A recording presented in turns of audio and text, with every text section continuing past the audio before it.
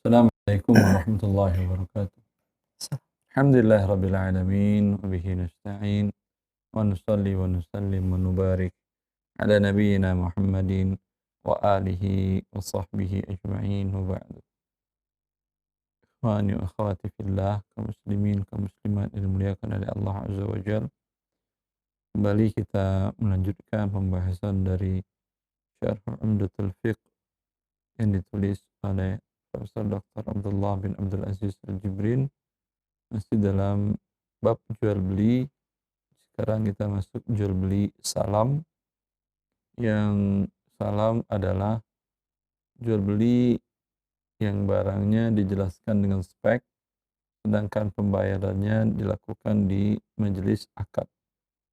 Dijelaskan spesifikasi barangnya. Maka dengan demikian akan ada bagaimana cara menjelaskan spek tersebut sehingga menjadi sah, dan bila tidak terpenuhi bagaimana hukumnya. Dan pada pertemuan sebelumnya sudah kita jelaskan bagaimana pentingnya akad ini di dalam eh, memajukan ekonomi umat. Fadhal Syekh.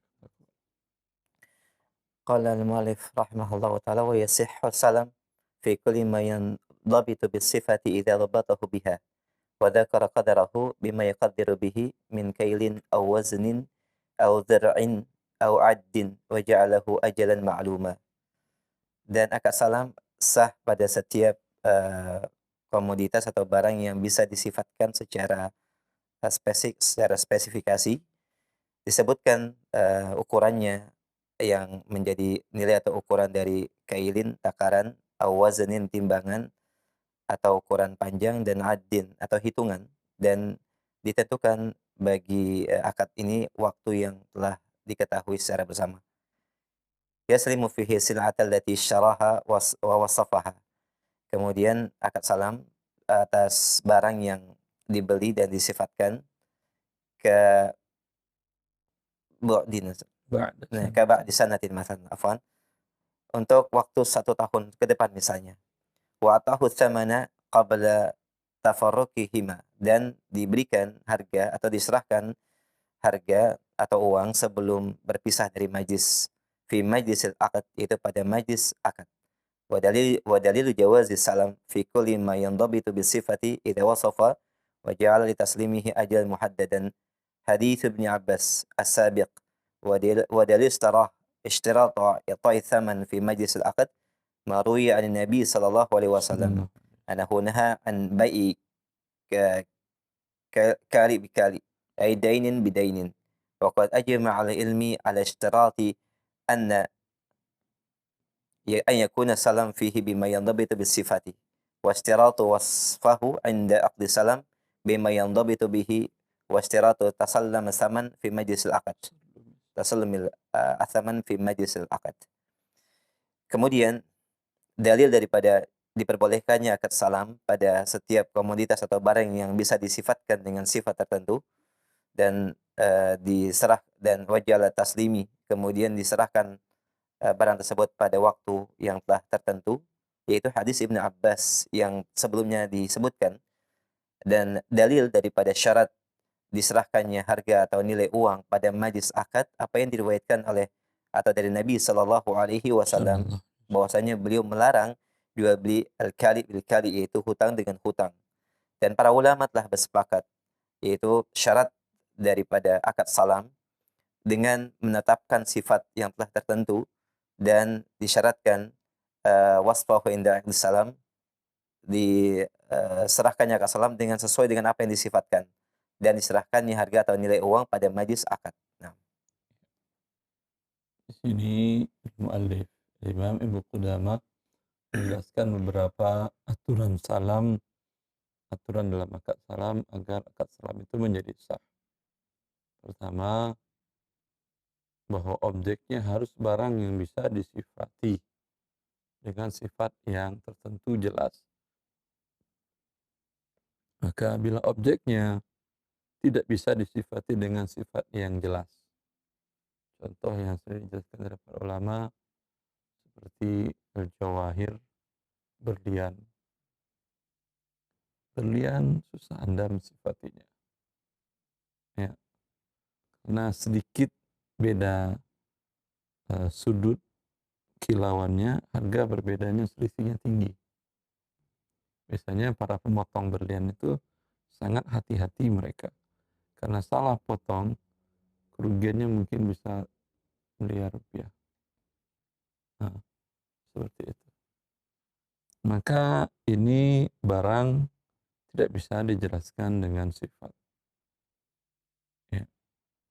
Begitu juga barang yang tidak bisa dijelaskan dengan sifat penjualannya adalah barang yang tetap tanah umpamanya. Anda tidak bisa menjelaskannya dengan sifat karena yang ada tanahnya ini. Umpamanya tanah di Jalan Pahlawan nomor 3. Ya. Kalau Anda katakan saya jual kepadamu tanah di Jalan Pahlawan ya nomor 3 sebanyak 500 meter persegi. Itu tidak bisa disifati, ya hanya itu saja. Ya. Kalau dikatakan saya jual kepadamu tanah 500 meter di Jalan Pahlawan. Ya, itu juga tidak bisa. Mungkin ada, mungkin tidak ada. Kalaupun ada, sifatnya itu harus sifat yang bisa membedakan harga. Karena namanya tanah, di depan, di belakang jalan, harga berbeda. Ya. Kemudian bentuknya memanjang sepadan dengan jalan, memanjang ke belakang, harga berbeda. Tentu yang memanjang sepadan jalan lebih tinggi harganya daripada yang memanjang ke belakang arah jalan. Ya. Maka ini tidak bisa disifati dengan spek, maka tidak bisa dilakukan dengan akad salam. Ya. Seperti itu. Yang bisa dijelaskan dengan spek banyak sekali. Ya, karena itu kita jelaskan apa yang tidak bisa. Karena yang bisa dijelaskan banyak. Anda jual beras, bisa. Anda katakan saya jual kepadamu beras 5 ton. Kemudian ini beras 5 ton, banyak jenis beras. Ada pandan wangi, ada rojo lele, ada IR64, ada apa lagi? Ada beras merah, ada beras hitam, ya, dan ada beras pra umpamanya. Beras pra mungkin sebagian daerah namanya, ada lagi beras Solo umpamanya, dan lain-lain, beras Cianjur dan lain-lain. Maka tidak bisa dijelaskan dengan spek beras saja. Harus turun ke bawah. Itu dinamakan kalau dalam bahasa Arab, beras itu jenis.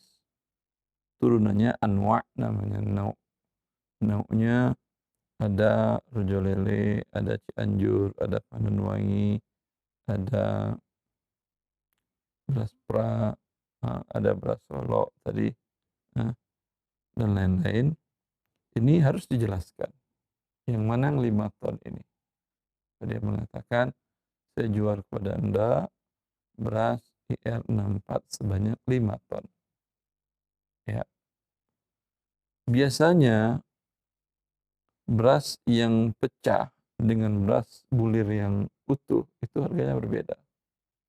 Biasanya sering ditulis pada karung beras yang keluaran yang ekspor, beras ekspor. Tertulis di sana dengan pecahan, dengan pecah, beras pecah sekian persen, 0,5% atau 1% atau 2%. Karena kalau umpamanya yang pecah dikumpulin satu karung, itu harganya beda. Ya. Kalau Anda umpamanya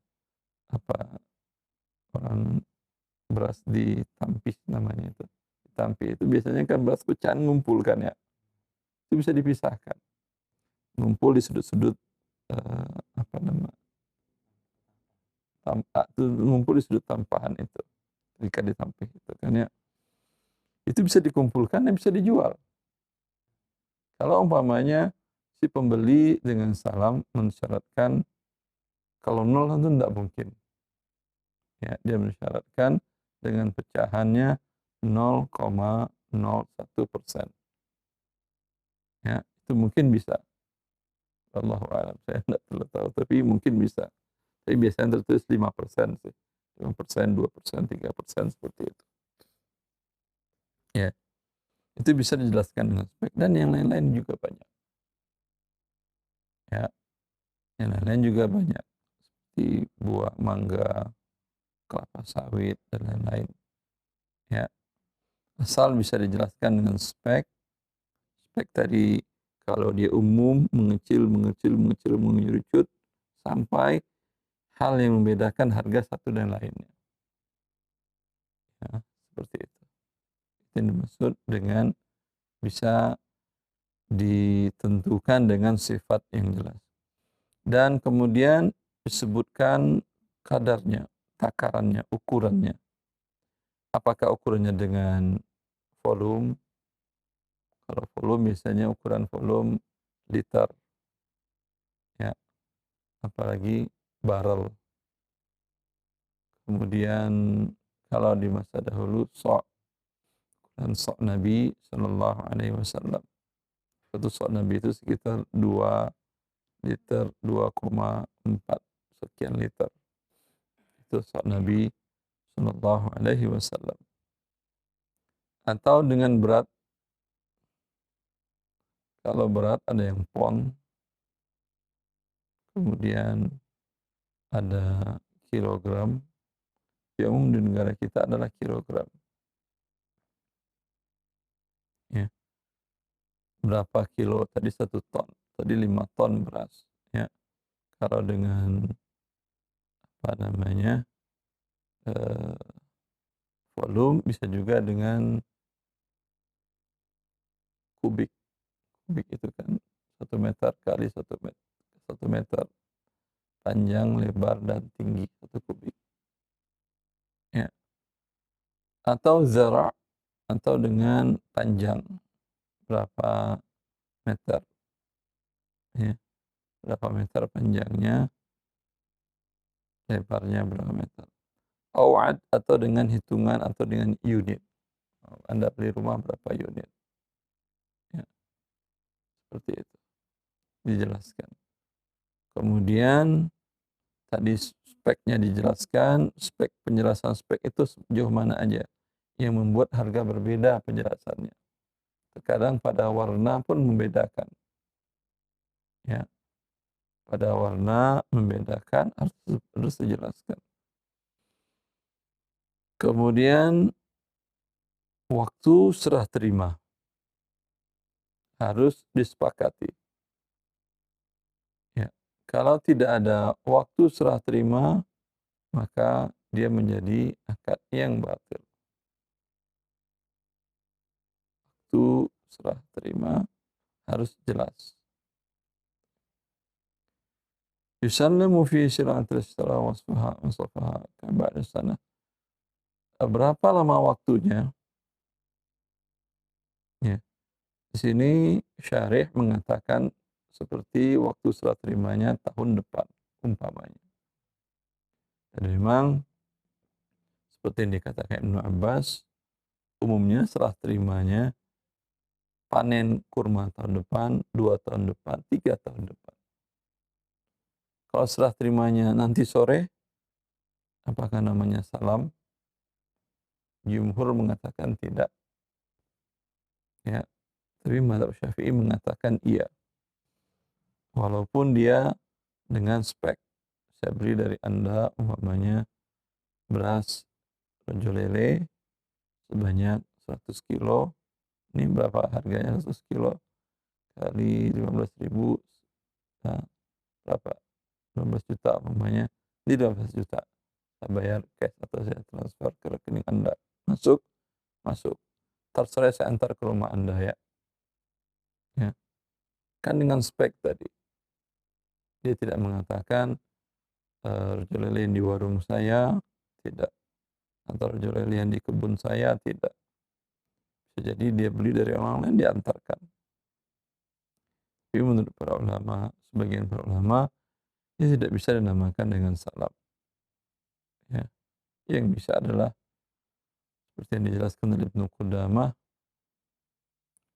antara waktu akad dengan serah terima diperkirakan harga berubah. Kalau hanya 6 jam sore, harga biasanya masih sama. Seminggu biasanya harga sama. Tapi kalau sebulan, satu panen 6 bulan atau 1 tahun, itu harganya berubah. Ya.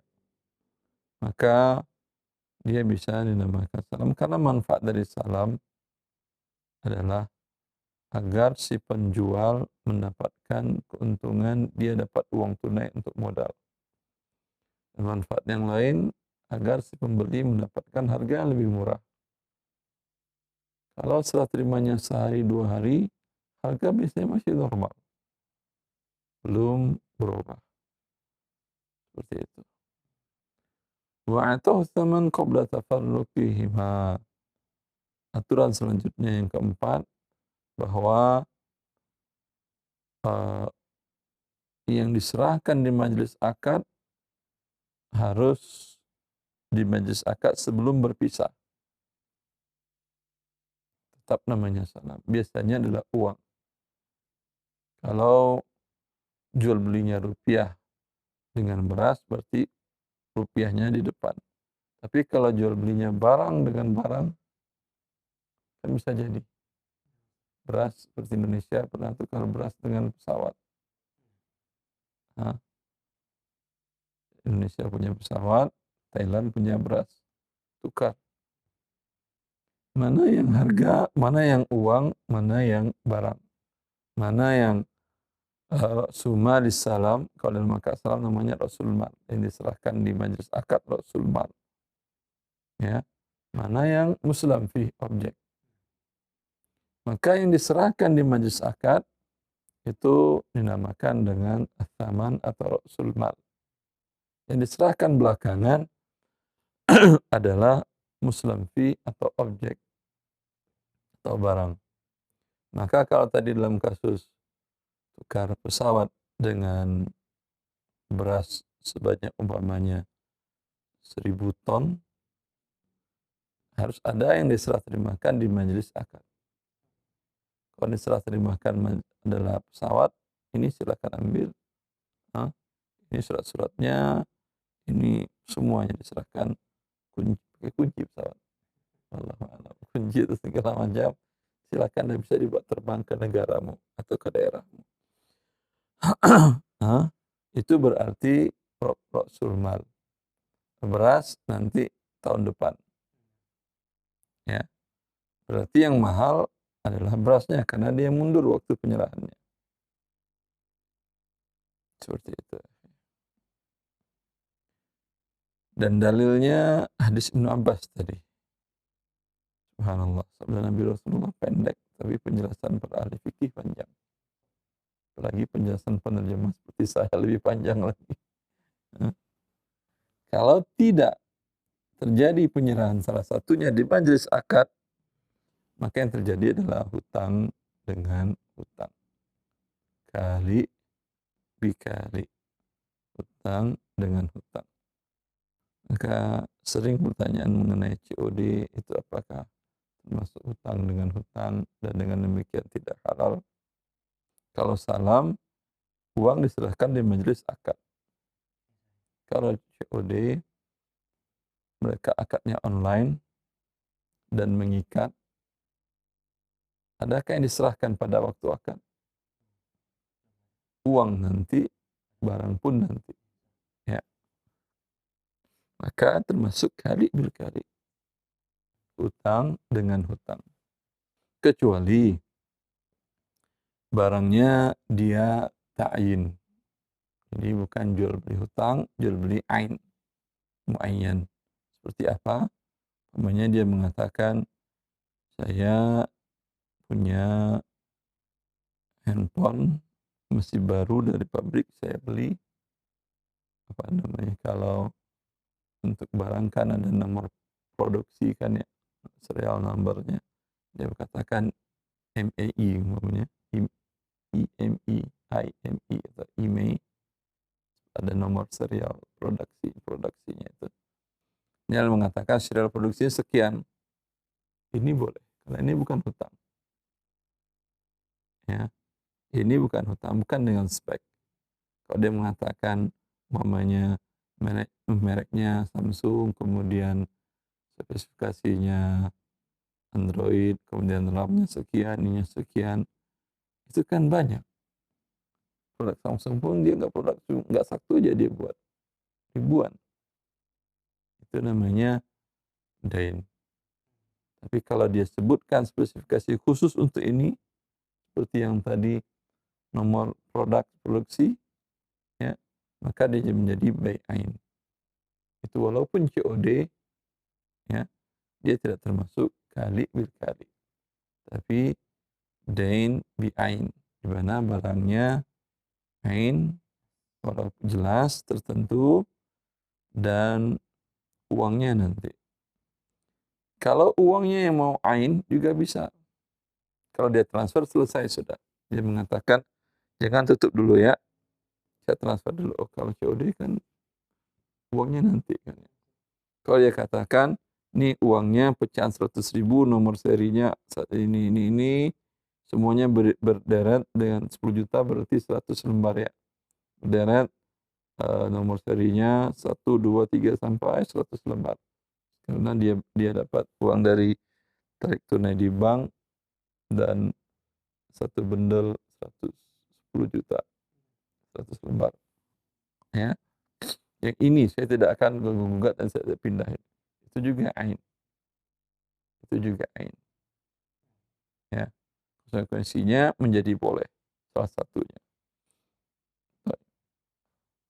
Dan persyaratan ini juga termasuk persyaratan yang disepakati oleh para ulama. Muasir qalilan. نعم أستاذ. ولهذا فإن ما يجري في السوق المالية بورصة من تأخير تسليم الثمن في العقود الآجلة عن مجلس العقد أمر محرم لما سبق ولأنه دين بدين وهو محرم بإجماع أهل العلم.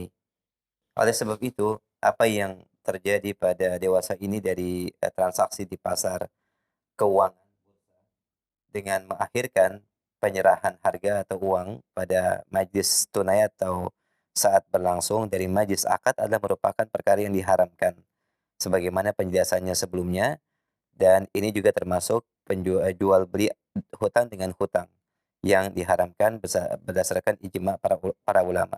Nah, Kemudian syarih Profesor Dr. Abdullah Jibrin, beliau merincikan.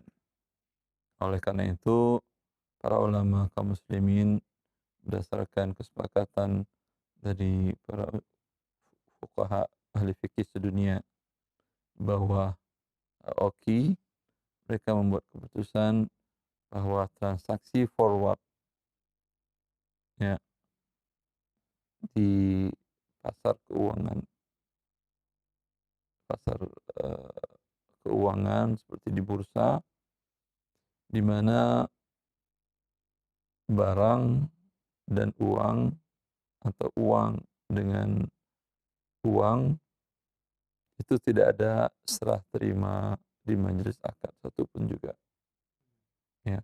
Untuk bursa komoditi, sebagian ada yang mengatakan salam.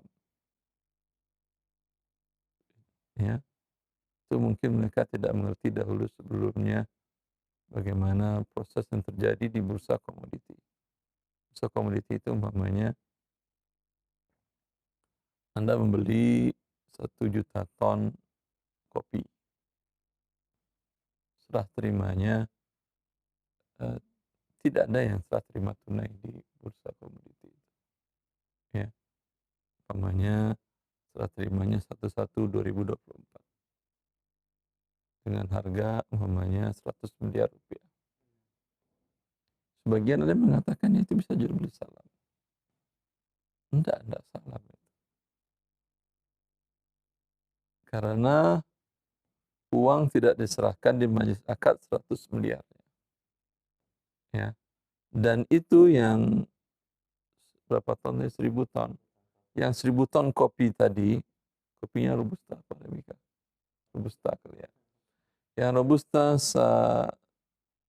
1.000 ton tadi, itu tak akan pernah Anda terima.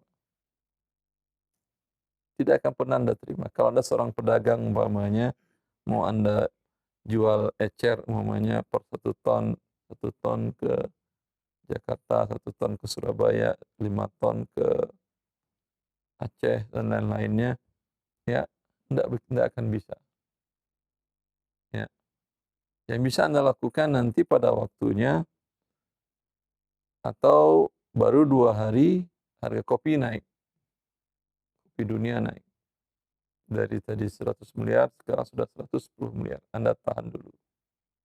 Naik sampai 150 miliar, Anda jual. Nah, nanti pada waktunya tadi, 1124, Anda dapat selisihnya tadi 50 miliar. Ya, jadi tidak ada jual beli saham di situ. Itu yang terjadi, dan jual beli hutang dengan hutang. Untuk komoditas pun haram, apalagi untuk uang. Nah, dan ini disepakati oleh para kaum muslimin berkali-kali. Satu paragraf lagi. وكذلك ما يجري في بعض عقود توريد من تأخير الثمن عن مجلس العقد محرم أيضا لما سبق ذكره. Demikian juga apa yang berjalan di sebagian akad-akad taurid. Nama taurid? Supply. Dengan mengakhirkan penyerahan harga atau uang dari majelis akad, maka ini juga haram sebagaimana yang telah dijelaskan sebelumnya. Ya. Begitu juga akad supply. Anda supply umpamanya sayur-sayuran ke rumah makan. Baik rumah makan Padang, warteg, Sunda. Di sekitar Jalan Alternatif Cibubur ini, Anda supplier besar untuk sayur-sayuran rumah makan tersebut. Ya. Ini akad supply ini, bisakah dinamakan salam? Bisa kalau para rumah makan tadi, restoran-restoran tadi bayar cash. Saya bulan ini beli dari Anda sayurnya A, B, C, daging sekian, ikan, sayur A, B, C tadi, kemudian bumbu-bumbu, cabai sekian kilo per hari, daging sekian kilo, ikan sekian kilo, gurame sekian, nila sekian, rinci. Nah, untuk 1 bulan, umpamanya semua harganya 1 bulan adalah 100 juta. Umpama. Dia mengatakan, saya bayar cash tapi saya minta diskon.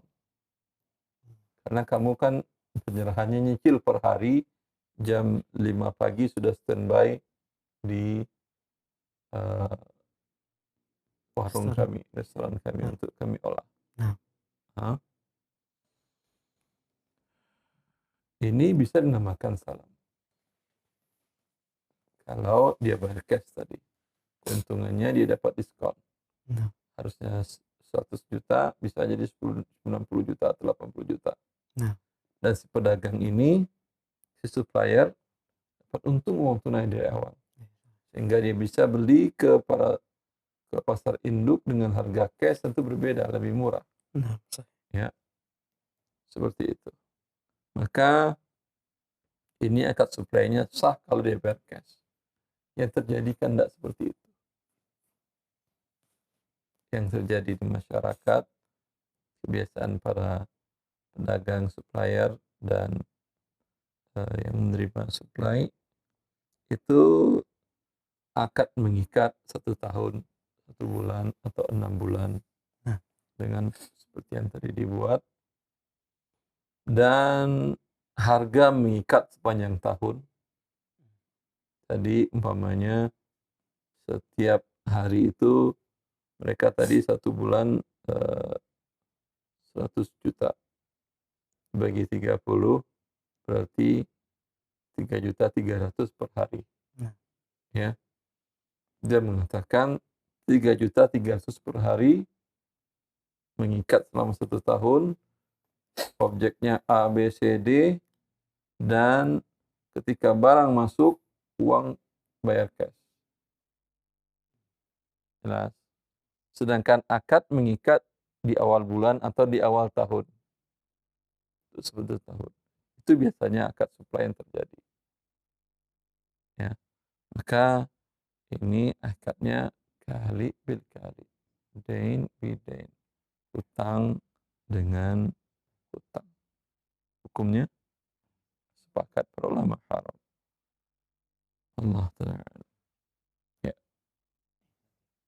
Jazakallah khair atas penjelasannya, dan pendengar setelah pemirsa TV, demikian cara dan juga penjelasan yang disampaikan oleh Ustaz terkait dengan poin-poin penting persyaratan dari akad salam dan beberapa kasus yang terjadi di masyarakat. Kita akan lanjutkan sesi tanya jawab untuk memperdalam pembahasan. Bagi para pendengar yang ingin bertanya terkait dengan akad salam secara khusus, silahkan di line telepon. Halo, silahkan. Sudah masuk, akhi? Waalaikumsalam warahmatullahi wabarakatuh. Waalaikumsalam warahmatullahi wabarakatuh. Dengan siapa, di mana? Dengan Rizal di Pondok Gede. Baik, Rizal, silahkan.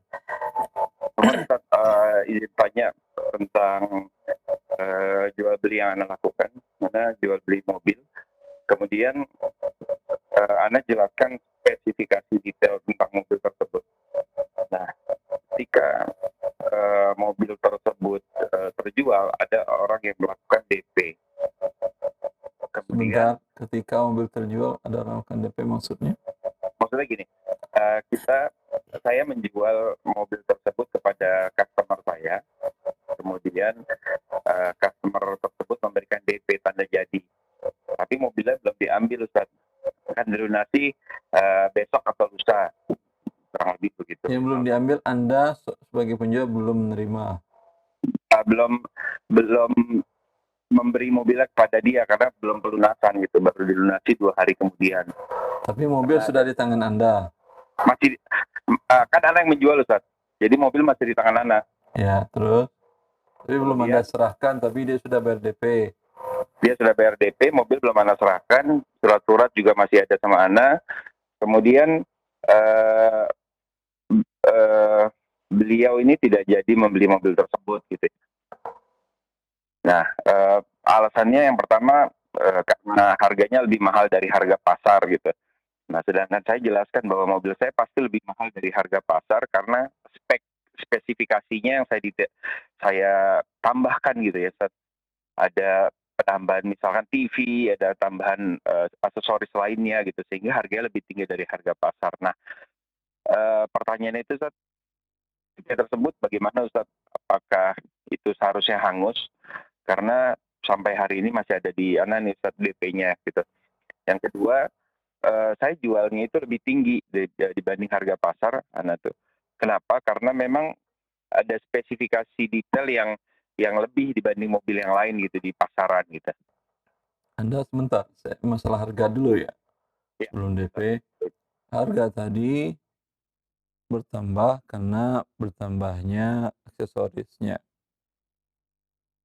Begitu? Betul. Kalau dengan tambahan aksesoris, harga Anda dengan yang lain itu sama atau lebih mahal tinggi juga? Dengan aksesoris harga Anda jadi lebih mahal. Anda kan tambahkan aksesoris. Betul, Ustaz.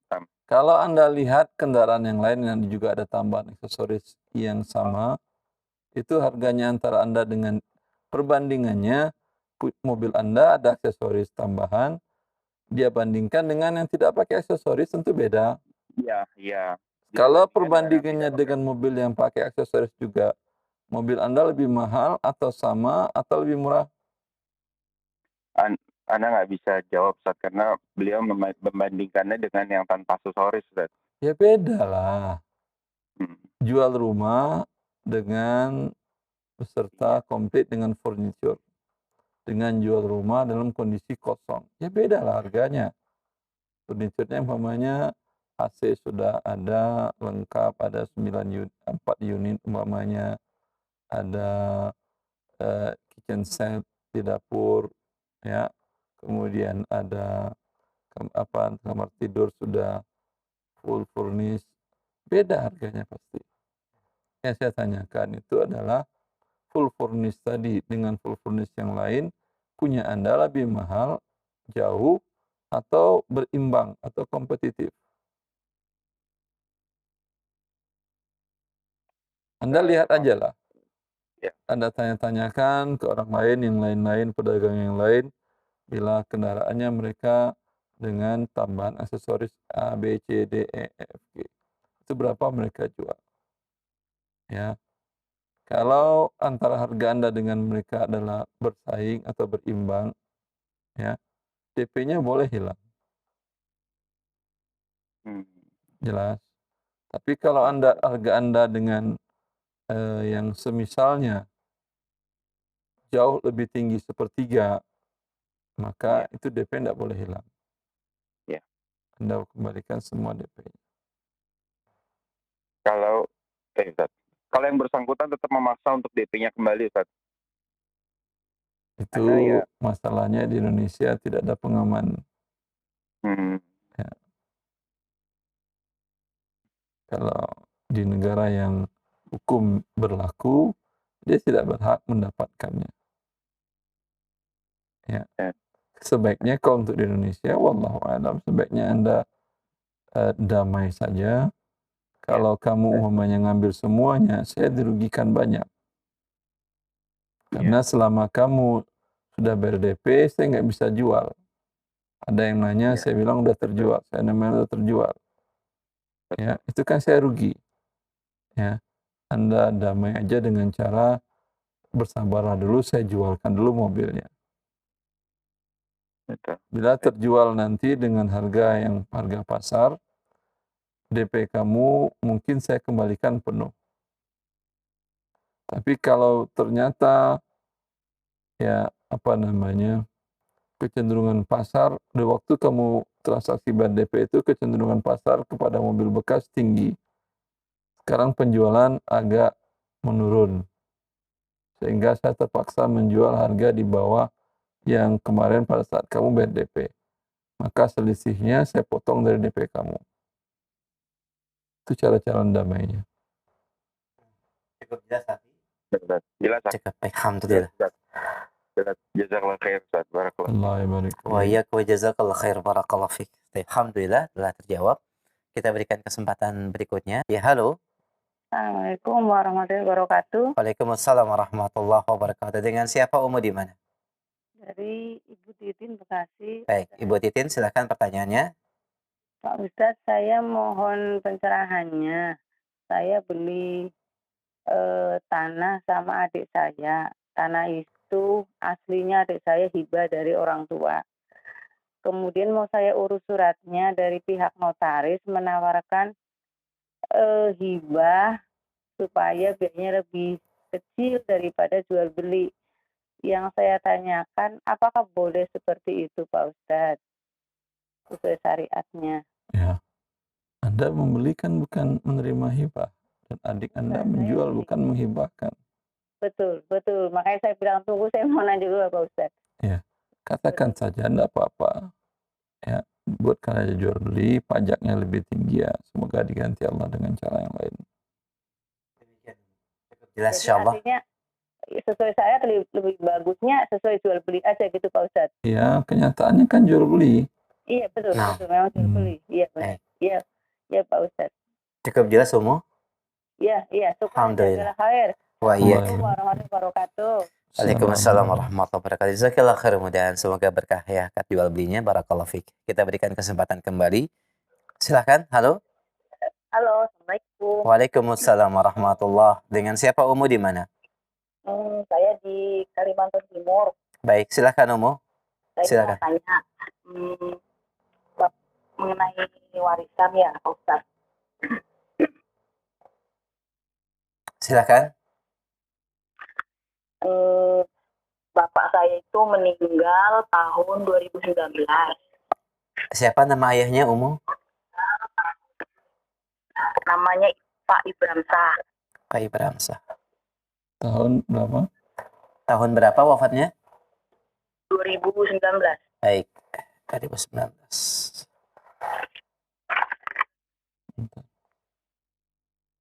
Ya, beliau tuh meninggalkan beberapa tanah. Habis itu ada yang berupa kebun karet,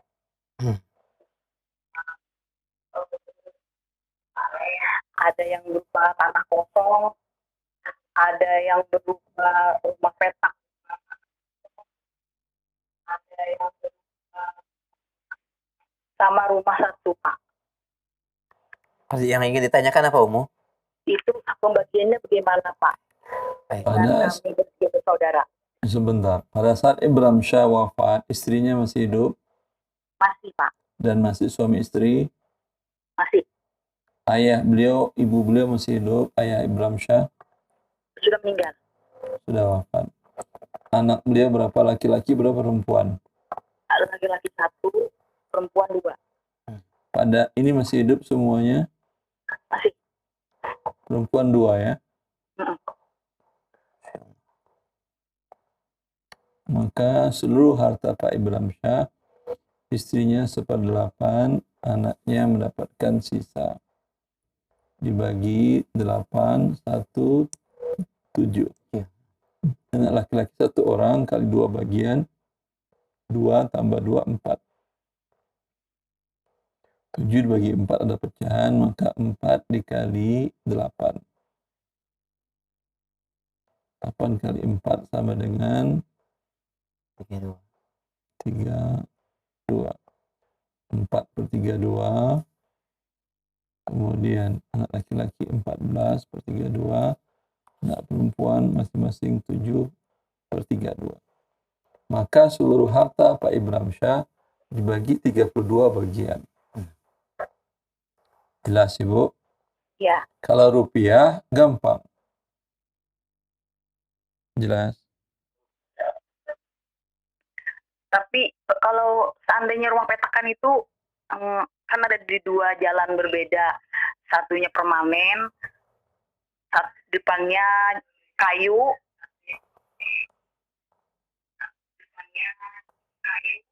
Tapi yang permanen itu untuk adik saya yang laki-laki yang mengambil, Pak Ustadz. Itu Dinilai, kata Ibu. saya. Dinilai. Oh, dinilai. Dinilai. Kalau dia ngambil itu masih sebanyak bagiannya 14/32 boleh. Dinilai 1 per 1. Ya. Iya. Nanti perempuan ngambil yang mana yang cocok 7/32 diambil. Buat istri yang mana yang cocok 4/32 diambil. Ya. Atau kalau menghasilkan uang, umpamanya setelah dibagi aset-aset rumah dan tanah tadi, ya, ada yang umpamanya yang tidak dibagikan untuk disewakan, sewanya lebih bagus, lebih mahal. Yang itu hasil sewanya dibagi 32 bagian. Ya. Iya, Pak. Jelas? Jelas, Pak Ustadz. Demikian, Umu. Pak Ustadz. Afwan wa jazakillah khair. Assalamualaikum warahmatullahi wabarakatuh. Waalaikumsalam warahmatullahi wabarakatuh. Silakan nanti bisa dilihat ya, Umu, ya, rekamannya, dan bisa diinformasikan ke ahli waris yang lain, dan semoga dimudahkan. Jazakumullahu khairan. Kita berikan kesempatan berikutnya masih via telepon bagi para pendengar dan pemirsa yang mungkin baru bergabung dalam pembahasan muamalah secara khusus bab akad salam. Kita terima via telepon untuk pertanyaan berikutnya. Halo. Halo, Assalamualaikum warahmatullahi wabarakatuh. Waalaikumsalam warahmatullahi wabarakatuh. Dengan siapa, akhi, di mana? Saya dengan Abu Kenzi di Bintaro, Ustaz. Baik, ahlan Abu Kenzi, silakan pertanyaannya. Ya, Ustaz. Barakallahu fikum, Ustaz. Jadi, Ana mau tanya, kan ada keluarga Ana baru meninggal, adik. Nah, mungkin bukan mungkin, maksudnya yang kita ketahui selama beliau hidup ini tidak meninggalkan harta yang kita sudah tahu lah hartanya gitu. Nah, tapi ketika karena beliau meninggal, beliau mendapatkan santunan misalnya seperti BPJS tenaga kerja dan lain sebagainya, atau santunan itu karena beliau meninggal musibah, jadi dapat tunjangan, Ustaz, itu keluar. Nah, sejumlah sekian gitu. Nah, apakah uang yang didapat dari karena meninggal itu setelah dia meninggal atau karena disebabkan dia meninggal itu merupakan hukumnya di tatapan hukum waris gitu, Ustaz? Ya, Para ulama mengatakan bahwa harta waris harta mana saja, harta yang sudah milik dia, ya, atau akan menjadi milik dia karena sebab wafatnya tadi, sama dengan diat. Ya. Bila seseorang, pembahasan para ulama dahulu, bila seseorang wafat, dia wafat karena umpamanya pembunuhan tidak sengaja, ya, tak sengaja apa umpamanya, dia makan di restoran, ternyata di restoran tersebut ada makanan yang tidak layak dan menyebabkan si yang mau makan tadi terkena dampak dan mati akibat itu karena mungkin punya penyakit sebelumnya. Ya, maka bagi restoran tadi wajib membayar diat. Diat ini untuk siapa? Kompensasi 100 ekor unta. Diat ini untuk siapa? Diat ini untuk ahli warisnya, dibagi kepada para ahli waris. Sama dengan harta waris. Maka begitu juga apa tadi namanya, kompensasi yang dapat dari pihak ketiga bisa itu juga dibagi waris. Wallahu ta'ala a'lam. Demikian Bu Kansi.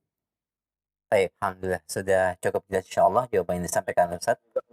Baik, Masya Allah. Alhamdulillah.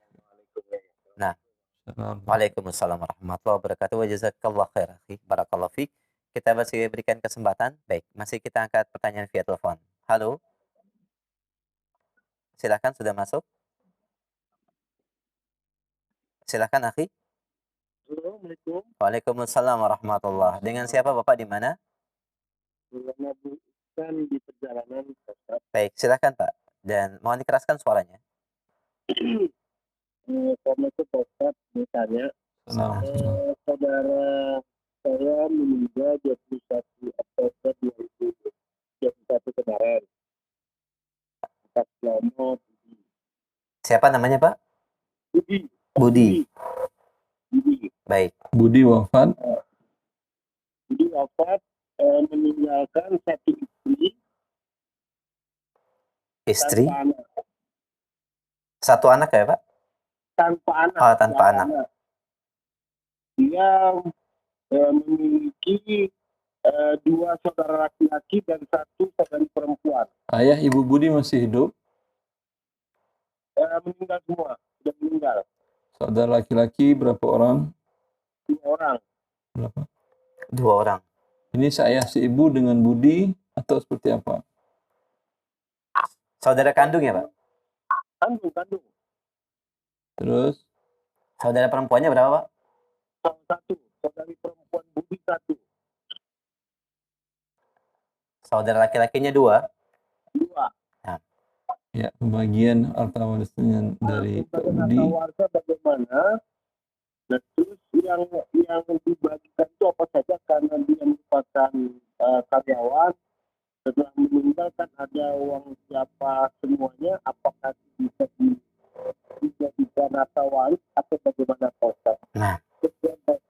Baik Pak. Ya. Jazakallah khair, bisa dilihat nanti atau disimak ya sambil berjalan. Barakallahu fiik. Istri beliau mendapatkan 1/8, saudara-saudarinya mendapatkan sisa. Nanti harta dibagi 8, 1, 7. Saudara mendapat 2 bagian, 2 kali 2, 4 tambah 1, 5. 7 dibagi 5, ada pecahan sehingga 5 dikali 8 sama dengan 40. 5 dikali 1, 5 per 40, hak istrinya. Hak saudaranya masing-masing 14 per 40. Hak saudarinya 7 per 40. Maka semua harta Budi dibagi seperti itu. Ya. Walaupun sekalipun dia seorang karyawan, semua didapatkan dari gaji, dari kompensasi dari perusahaan. Semuanya dibagi 40 bagian. Bapak cukup jelas insyaallah ya jawaban yang disampaikan oleh Ustaz, dan sudah bisa disimak, dan silakan nanti dilihat rekamannya Pak ya. Barakallahu fiik wa jazakallahu khair. Kita berikan kesempatan masih via telepon. Silakan, sudah masuk. Assalamualaikum warahmatullahi Waalaikumsalam Assalamualaikum warahmatullahi warahmatullahi wabarakatuh. wabarakatuh. Dengan siapa, akhi, di mana? Dari Abu Fatih di Jakarta. Baik, Abu Fatih, silakan pertanyaannya. Izin tanya satu. Nah, Karena dalam kondisi ditawari pekerjaan oleh kawan Anda, Ustaz. Kemudian pekerjaan utamanya adalah kontraktor. Nah, salah satu pendapatan terbesarnya adalah membangun, mendesain dan membangun perbankan gedung dari desainnya sampai jadi bangunannya. Salah satu pekerjaannya itu yang paling utama. Salah satu paling utama, Yang paling utama yang pemasukannya atau revenue-nya paling besar itu dari perbankan, sektor perbankan. Jadi membangun gedung perbankannya yang syariah atau non? non syariah. Pertanyaannya, Pertanyaannya, saya bingung ya Pak, apakah harus diterima atau bagaimana? Karena khawatir tahun ini agak ngeri juga gitu, Ustaz. Bagaimana pendapat dari kalau Anda minta syarat kepada teman, Anda mau ditempatkan dan mau mengerjakan bila kontraktor perusahaannya itu mengerjakan pekerjaan yang halal, non bank riba, boleh. Kalau dia tidak bisa, kata dia, ya udah, tidak boleh Anda bekerja di sana. saya sudah pernah tanyakan ini Ustaz kepada beliau. Kemudian beliau bilang masih ada kontrak yang berjalan dengan para pihak perbankan ini. Kalau terputus di tengah-tengah, khawatir lebih banyak mudarat bagi perusahaan dia dan karyawannya. Nah, pertanyaan selanjutnya, kalau kontraknya ini masih berjalan begini, apakah boleh Ustaz dilanjutkan, kemudian setelahnya itu kita stop, Ustaz? Kalau mudaratnya besar, boleh, tidak ada masalah. Baik, Ustaz. jelas, akhi? Cukup jelas, cukup Baik, jelas. alhamdulillah. Barakallahu fiikum, Ustaz. Nah, jazakallah khair, barakallahu fiik. Alhamdulillah, kita berikan kesempatan via telepon sebelum kami angkat via chat WhatsApp. Baik, kita sapa kembali penanya berikutnya. Halo. Assalamualaikum warahmatullahi wabarakatuh. Waalaikumsalam warahmatullahi wabarakatuh. Dengan siapa, akhi, di mana? Dengan Abu Hikmat di Depok. Baik, silakan Abu Hikmat. Fadhol. Ya Ustaz, Assalamualaikum warahmatullahi wabarakatuh. Assalamualaikum. Anda bertanya, kalau Anda sudah berakad dengan dealer mobil, Ustaz, ya. Anda berencana membeli sebuah mobil dan di awal itu dijanjikan mobil itu ada di Jakarta. Kemudian setelah itu ya karena sebuah dealer, Anda percaya, kemudian Anda bayar DP. Nah, ketika sehari berikutnya diinfokan bahwa mobil itu ternyata tidak ada di Jakarta. Jadi katanya adanya lokasinya di Jambi. Nah, kemudian dengan alasan itu memang yang di Jambi dijanjikan dengan spek yang sama gitu. Tapi Ana khawatir kalau mobilnya jauh gitu ya, kemudian harus melalui perjalanan yang jauh, Ana jadi khawatir, akhirnya Ana batalkan pembelian mobil itu dan Ana minta DP dikembalikan. Nah, apakah itu tetap menjadi hak Ana DP itu atau karena si dealer bersikeras tidak mau dikembalikan karena yang membatalkan katanya customer gitu. Nah, gimana menurut Ustadz? Mohon jawabannya, Ustaz. Syukur. Ya, sebentar. Anda beli ke dealer, disepakati mobilnya di Jakarta. Begitukah? Baik. Kalau memang ada kesepakatan, berarti yang melanggar kesepakatan si penjual, bukan Anda. Nah, Ustaz. Anda berhak membatalkan karena yang melanggar dia. Nah. Nah. Baik, alhamdulillah. Demikian jawaban dari Ustadz, semoga bisa difahami Pak dan bisa disampaikan juga nanti. Nah, tapi ya ternyata Anda tetap tidak bisa mendapat uang itu karena si dealer nggak mau balikin. Ya Allah ta'ala, Anda bilang aja yang salah kalian kan. Nah. Harusnya kesepakatan Jakarta, kenapa Jambi? Ya. Cobalah Anda Ya. ajukan ke pihak yang berwenang untuk penyelesaiannya. Nah, Ustaz. Iya. Nah, syukur Ustaz. Afwan. Cukup jelas insyaallah Pak, dan semoga Allah mudahkan dari transaksi akad jual belinya. Barakallahu fiik. Demikian, dan kita angkat selanjutnya pertanyaan via chat WhatsApp. Assalamualaikum warahmatullahi wabarakatuh. Pertanyaan dari Bapak Faisal. Ustaz, mohon bertanya, kapan dropship dan reseller dimasukkan ke dalam kategori halal, Ustaz? Resell dan dropship yang ada di marketplace secara khusus, Ustaz. Kalau di marketplace, biasanya antara dropshipper dengan produsen dan pemilik barang tidak saling kenal. Nah, Ya, maka kalau untuk akad wakalah sepertinya tidak memungkinkan. Nah. Karena akad wakalah akad amanah. Hmm. Ya. Bagaimana jadi halal? Anda beli dulu, Anda terima dulu, baru Anda jualkan. Boleh menerima penawaran dari pihak lain, boleh, tapi jangan okekan saya beli, saya jual. Anda pajang barang di akun Anda di web atau di mana, kemudian atau di platform. Kemudian setelah itu ada calon pembeli. Anda katakan transaksinya 6 jam setelah ada permintaan. Ya. Berarti belum ada penjualan. Anda beli dulu barang dari tempat yang lain, minta dia kirim dalam 6 jam, atau Anda terima langsung ke tempatnya. Setelah itu boleh Anda okekan kepada calon pembeli tadi. Kalau dia masih mau beli, ya alhamdulillah. Kalau dia berubah pikiran, berarti bukan rezeki Anda. Nah. Tidak mengikat, Ustaz, di Ya, awal. tentu tidak mengikat. Kan belum ada jual beli tadi. Sahih. Demikian pendengar yang bertanya Pak Faisal, semoga apa yang disampaikan Ustaz bisa dipahami dan cukup jelas insyaallah. Barakallahu fiik. Kami angkat kembali pertanyaan berikutnya. Assalamualaikum warahmatullahi wabarakatuh. Barakallahu fiik Ustaz. Apakah hukum membuka jasa transfer antar bank dan memberikan biaya admin jika transfer 1 juta biayanya 10.000, jika 2 juta 20.000, Ustaz? Dari pendengar kita di Batam. Ya. Kalau Anda membuka transfer dan Anda bekerjasama dengan bank syariah, ya bagus.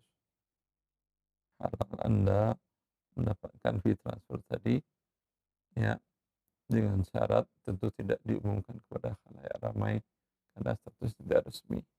Ini dalam kondisi ada teman-teman dekat, ada orang-orang dekat, ada keluarga yang tidak punya rekening, atau jarak antara posisi tempatnya dia dengan bank terlalu jauh ke kota.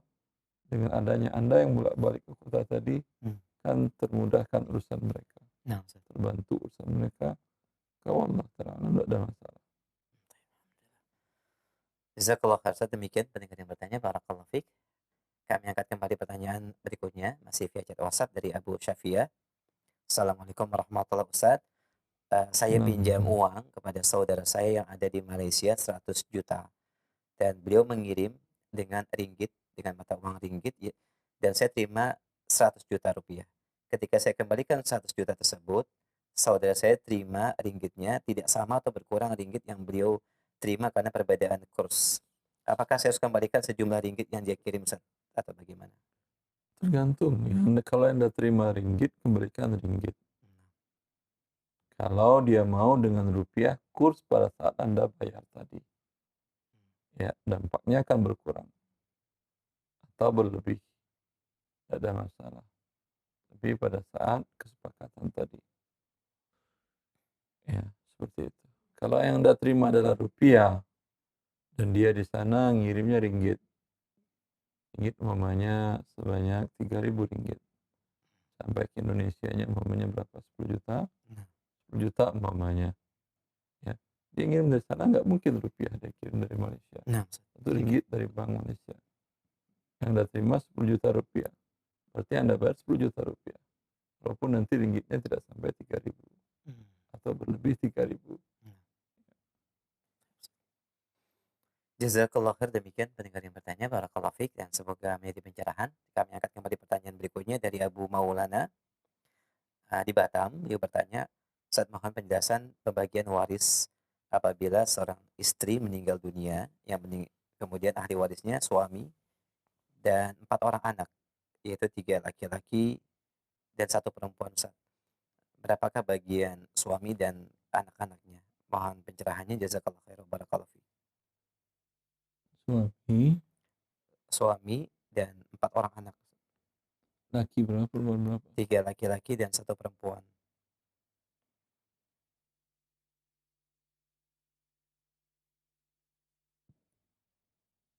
Pembagiannya adalah suami karena ada anak seperempat, ini dapatkan sisa anak-anak.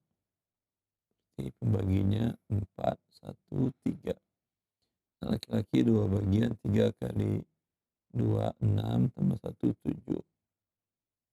3 bagi 7 ada pecahan, maka 7 3 kali 4 sama dengan 28. 7 per kali 1 kali 7, 7.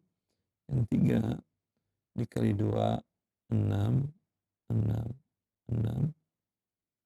Perempuannya 3. Ya. Maka seluruh harta istri dibagi 28. Untuk suami 7 per 28. Anak laki-laki masing-masing mereka 6 per 28. Anak perempuan 3 per 28. Baik, Masya Allah. Demikian pendengar yang bertanya di Batam, cukup jelas dan bisa dilihat nanti rekamannya, barakallahu fiik. Kami angkat kembali pertanyaan berikutnya dari Akbar, Bapak Akbar di Pamulang. Assalamualaikum warahmatullahi wabarakatuh. Saya bekerja di outlet restoran di bagian input dan order barang kebutuhan resto.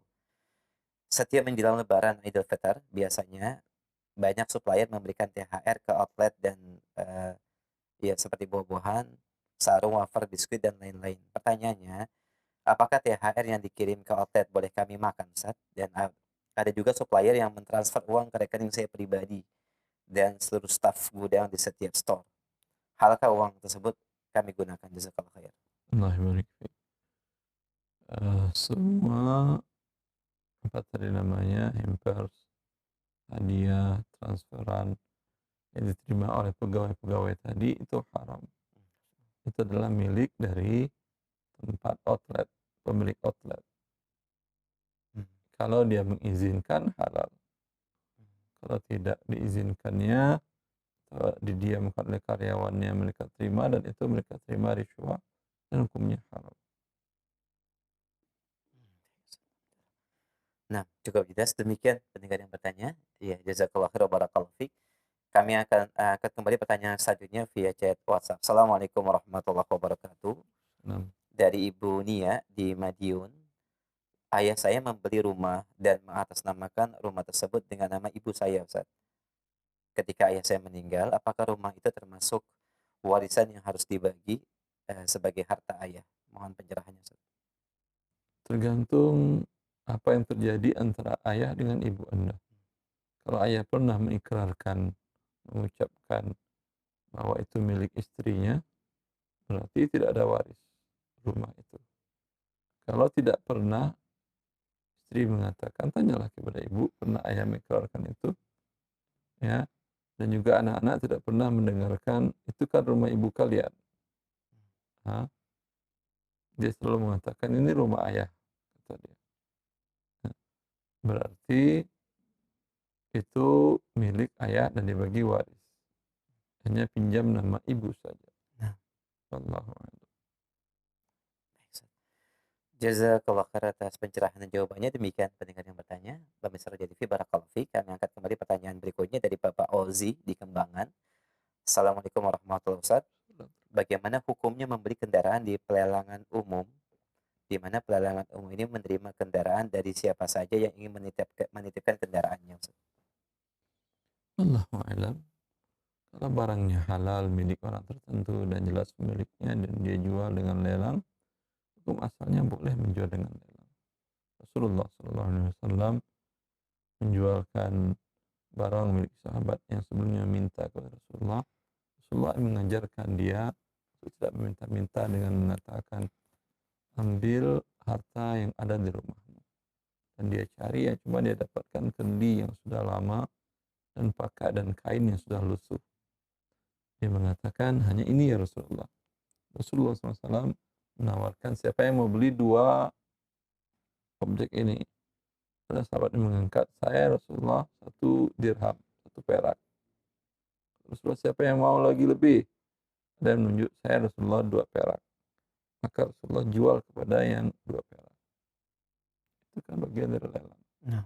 Dan sepakat ulama jual beli al-mazat dengan harga tertinggi itu dibolehkan. Nah, jazakallah khair. Demikian pendengar yang bertanya. Dan Bapak Raja TV, barakallahu fiik wa jazakallah khair. Kami angkat selanjutnya dari Ummu Fatan di Subang. Assalamualaikum warahmatullahi wabarakatuh. Ustaz, dia bertanya, apakah ada zakat pertanian untuk tanaman padi yang bukan makanan pokok, yaitu padi berupa ketan, padi 42. Kalau ada zakatnya, Sebentar, padi ketan. ya, Ketan makanan pokok ketan itu. Yang padi 42 apa itu? nama lainnya, Ustaz. Padi 42. Nama lain dari Mungkin, ketan. iya. Ah, Kalau ada zakatnya, apakah zakat pertanian, apakah zakat perdagangan, Ustaz? Karena padinya dijual bukan untuk makanan sehari-hari. Jazakallah khair. ya. Yang dimaksud dengan makanan pokok, ma yatakhawwatu bihil insan. Yang bila dia hanya makan itu saja, dia bisa bertahan hidup. Padi atau beras. Kalau orang hanya makan beras saja, seminggu hanya beras saja. Nasi maksudnya ya. Nah. Bisa bertahan hidup? Bisa. Bisa. Ketan bisa bertahan hidup? Bisa. Sama dia dengan beras. Nah. Namanya pun beras ketan. Ya. Maka ini adalah makanan pokok. Maka zakatnya adalah zakat pertanian. Wallahu a'lam. Demikian Ummu Fatan di Subang, dan terkait dengan zakat pertanian bisa dilihat dan dilihat kembali terkait dengan persyaratannya. Jazakallah khair. Kami angkat kembali pertanyaan berikutnya dari Fauzan di Bogor. Izin bertanya, Ustaz, hukumnya menerima hadiah dari bank konvensional berupa alat elektronik. Hadiah tersebut sudah terlanjur didapat cukup lama, Ustaz. Mohon nasihatnya, jazakallah khair. Ya, kalau Anda sudah bertobat dengan menutup rekening Anda di bank konvensional, hadiah tersebut hukumnya haram karena didapatkan dari rekening di bank konvensional. Maka bila ada nilainya, berikan sejumlah uang itu kepada fakir miskin dalam rangka pertobatan. Wallahu a'lam. Jazakallah khair. Demikian pendengar yang bertanya, barakallahu fiik wa jazakallah khair. Kami angkat kembali pertanyaan berikutnya dari Ibu Nita di Pekanbaru. Assalamualaikum warahmatullahi wabarakatuh. Izin bertanya, bagaimana pembagian harta warisan jika istri meninggal dan ahli warisnya hanya ada suami, 2 saudara laki-laki, dan 2 saudari perempuan, 3 saudari perempuan. Kami ulangi kembali, istri wafat dan ahli warisnya suami, kemudian 2 saudara laki-laki dan 3 saudari perempuan. Suaminya mendapat 1/4, kata Allah Azza wa Jalla, maka bagiannya dibagi 4. 1, sisanya adalah 3. 3 akan dibagikan saudara 2 orang, bagi bagiannya 2. 2 kali 2, 4, tambah 3, 7. Nah. 3 dibagi 7 ada pecahan, maka 7 dikali 4 sama dengan 28. 7 dikali 1, 7. Untuk saudara 3 kali 2, 6. 6. Untuk saudari 1, 3, 3, 3. Allahu a'lam. Demikian Ibu Nita di Pekanbaru ya, barakallahu fiik. Semoga menjadi pencerahan dan bisa dilihat nanti rekamannya. Jazakallah khair. Kami angkat kembali pertanyaan berikutnya dari pendengar kita terkait dengan zakat. Assalamualaikum warahmatullahi wabarakatuh. Ustaz, teman saya biasa membayar zakat mal di setiap Ramadan. Yaitu bulan ini, bulan Juli kemarin 2023. Akan tetapi setelah dihitung hartanya tidak cukup nisab, Ustaz. Dan insya Allah Januari 2024 beliau dapat bonus sehingga cukup nisabnya. Pertanyaannya, kapankah waktu menghitung haul zakat tersebut, Ustaz? Ketika dia belum nisab, zakatnya tidak sah, terhitung sedekah. Nah. Maka ketika Januari kita dapat bonus sampai nisab, itu juga tidak ada kewajiban zakat karena baru terima. Ya, Januari kurang 11 hari di 2024 nanti perkiraan di 27 Desember 2024, ya, dia lihat bila uangnya itu masih di atas nisab kali 2,5% saldo di waktu itu, ya. Dan yang sudah dibayarnya Ramadan kemarin tidak mengurangi zakatnya nanti, karena tidak sah statusnya sebagai zakat karena dia tidak memiliki nisab. Ya, artinya dalam zakat kalau sampai nisab Anda ingin majukan boleh, tapi dengan niat zakat. Tapi belum sampai nisab dan Anda keluarkan zakat, maka tidak sah walaupun niatnya zakat, ya. Contoh realnya umpamanya sekarang Anda punya uang sekarang pas hari ini sampai dapat 100 juta. Nah. Anda katakan saya mau membayar zakat di awal, yaitu 2.500.000, ya. Sahkah ini? Sah. Wajib tidak, karena kewajibannya nanti di bulan Zulhijjah tanggal berapa sekarang? 27. Enggak 27. 27 Zulhijjah tahun depan 1445. Tapi Anda bayarkan sekarang, tidak ada masalah. Boleh dengan niat zakat, mungkin karena kalau mau sedekah kepada tetangga ini Anda juga butuh, tidak terlalu banyak uang Anda namanya. Tapi kalau zakat kan lumayan bisa mengurangi kewajiban, ya. Maka Anda bantu dia dengan 2,5 dengan niat zakat. Maka nanti di Zulhijjah 27 Zulhijjah nanti, ya, di tahun 1445 Anda hitung ada kewajiban zakat sebanyak 5 juta.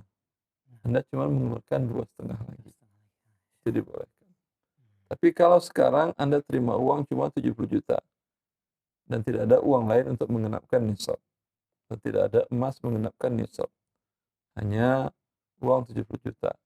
Lalu Anda niatkan zakat, ya, yaitu 70 juta dikali 2,5 berapa? 7 juta, 2 juta, anggap 2 juta. Anda berikan, niatkan zakat, ya. Tahun depan, alhamdulillah setelah Anda ngasih zakat tadi, besoknya genap uang Anda nisab. Tahun depan Anda berkata, saya kan sudah bayar 2 juta, tinggal 2 juta sisanya lagi, umpamanya 500.000 lagi, ya. Tidak. Yang dia sudah dibayarkan itu tidak sah. Dia hanya terhitung sebagai sedekah. Seperti itu, wallahu a'lam. Alhamdulillah atas penjelasan dan pencerahannya. Demikian pendengar yang bertanya, semoga bisa difahami dan menjadi jawabannya bermanfaat. Jazakallah khair. Kami angkat selanjutnya pertanyaan masih chat WhatsApp dari Bapak Abu Khalid di Jakarta. Assalamualaikum warahmatullahi wabarakatuh. Ustaz, kalau saya mendapat gratifikasi lalu saya laporkan dan berikan ke perusahaan, kemudian setelah dicatat perusahaan membolehkan saya untuk mengkonsumsi gratifikasinya, apakah hukumnya menjadi halal, Ustaz? Jazakallah khair. Halal, alhamdulillah. Karena perusahaan kan, ya, bukan buat badan usaha negara. Perusahaan halal. Baik, jazakallah khair. Demikian Ustaz, barakallahu fiik. Kami angkat kembali pertanyaan berikutnya masih via chat WhatsApp. Assalamualaikum warahmatullahi wabarakatuh. Pertanyaannya, apakah terkait dengan akad yang disampaikan oleh lembaga pendidikan kepada para guru atau dewan guru, kemudian di tengah perjalanan ada perubahan akad yang dilakukan secara sepihak oleh lembaga, Ustaz. Pertanyaannya, perlukah ada akad baru jika ada perubahan kesepakatan kontrak kerja, Ustaz? Atau diberlakukan akad yang telah dirubah oleh pihak lembaga dan dewan guru harus menerima daripada akad perubahan tersebut? Mohon nasihatnya. Ini hukumnya haram dia merubah sepihak, walaupun sekolah, kecuali kebutuhannya kondisi kejadian kahar umpamanya, ya, kondisi darurat, lain hal. Pada kondisi normal haram sekolah merubah. Kalau ingin dirubah, selesaikan kontrak masing-masing. Yang kontraknya berakhir 5 bulan lagi, 5 bulan lagi setelah itu baru sekolah mengatakan ini perubahan. Yang kontraknya berakhir setahun lagi, setelah 1 tahun baru dia mengatakan dan membuat perubahan tadi. Seperti itu. Harus kedua belah pihak. Tapi ada yang ingin umpamanya menyetujui dari awal, ya tidak ada masalah. Dia tawarkanlah, siapa yang tidak setuju, berarti nanti berlakunya setelah kontraknya selesai. Wallahu a'lam. Demikian pendengar dan pemirsa Raja TV, semoga menjadi pencerahan. Ya, barakallahu fiik. Masih kami angkat pertanyaan berikutnya dari hamba Allah, baik yang berada di jalan. Beliau bertanya, saya akan mengeluarkan zakat mal dan hasil perhitungannya senilai 7 juta rupiah, Ustaz. Dan di lingkungan saya ada 2 keluarga yang menurut saya berkekurangan. Yang pertama, seorang ibu yang hidup lansia dengan anak berkebutuhan khusus, tidak ada kepala keluarga pencari nafkah. Ibu yang kedua tinggal sendirian dan pesakitan, tapi ibu ini masih bisa bekerja menggosok baju tetangga. Pertanyaannya, bolehkah zakat mal disalurkan kepada kedua keluarga ini? Dan untuk pembagiannya apakah harus rata atau boleh berlebih antara salah satu dari keduanya, Ustaz? Baik. Kalau Anda umpamanya ingin memberikan demikian, lihat mana yang lebih dekat rumahnya kepada Anda dan mana Anda lebih sering berinteraksi dengannya. Ya, itu lebih baik Anda penuhi kebutuhan salah satunya saja. Ya, kondisinya. Bila Anda ingin memberikan proporsional, apa arti proporsional? Masing-masing berhak menerima zakat berapa kekurangannya. Nah. Dari 2 keluarga tadi, 2 perempuan tadi, yang pertama umpamanya kebutuhan mereka adalah per bulannya 5 juta. Pendapatannya 2 juta, berarti kurangnya 3 juta per bulan. Yang satu ya kebutuhannya 5 juta juga, pendapatannya 4 juta umpamanya. Berarti kurangnya 1 juta. Yang satu kurangnya 60%, yang satu kurangnya cuma 20%. Ya. Maka kalau Anda ingin memberikan keduanya proporsional. Uang 7 juta tadi Anda kali 60%, 4.200.000 berikan kepada yang kekurangannya 60% tadi. Sisanya 1.800.000 Anda berikan kepada yang satu lagi. Untuk mengetahui tadi Anda tanyakanlah berapa pendapatan, berapa pengeluaran. Ya, seperti itu. Wallahu a'lam. Baik, Ustaz, jazakallah khair atas penjelasan dan jawabannya. Kami angkat kembali pertanyaan via chat WhatsApp. Ada beberapa pertanyaan sama dari Ummu Kharal di Aceh dan juga yang lainnya. Pertanyaan pertama, Ustaz, bagaimanakah hukum menerima hadiah dari murid saat perayaan Hari Guru? Dan yang kedua, bagaimanakah hukum memberikan hadiah pada saat proses skripsi atau disertasi yang kita jalani kepada penguji atau dosen? Jazakumullah khair. Keduanya haram. Ya. Tapi kalau sudah selesai, ya, di mana dia tidak bersekolah lagi di sana, boleh, tidak ada masalah. Kecuali pihak lembaga melarang. Ya. Secara mutlak. Ya, melarang secara mutlak walaupun pihak dari luar. Seperti PNS kan dilarang. Ya. Larang menerima gratifikasi walaupun bukan dari orang tua murid. Jazakumullah khair atas penjelasan dan jawabannya. Demikian pendengar yang bertanya, merupakan pertanyaan kami terakhir di kesempatan pagi ini dan cukup jelas. Bisa dilihat kembali nanti Bapak rekamannya dan semoga menjadi pencerahan buat yang lainnya. Barakallahu fiik. Saat ini merupakan pertanyaan terakhir dan sebagai ikhtitam, silakan. Ya. Khawani akhwati fillah, dalam syariat Allah cukup seluruhnya. Bagi Anda yang tidak punya uang tunai untuk mulai usaha, akad salam adalah akad yang cocok untuk Anda berdagang dan berbisnis, tetapi tentu dibutuhkan amanah. Kalau Anda dikenal pembohong, pendusta, siapa yang mau menyerahkan uangnya kepada Anda, nanti pada waktu yang disepakati barang tidak Anda hadirkan. Ya. Maka modal yang paling utama bagi seorang pedagang untuk berdagang adalah keislamannya tadi, yang sifat seorang mukmin itu adalah amanah. Semoga kita diberikan oleh Allah Azza wa Jalla rezeki yang halal yang didapatkan dengan aturan-aturan Allah Azza wa Jalla yang telah dijelaskan oleh Allah dalam kitabnya dan dijelaskan Rasulnya dan dirincikan oleh para ulama dari masa ke masa. Wabillahi taufiq.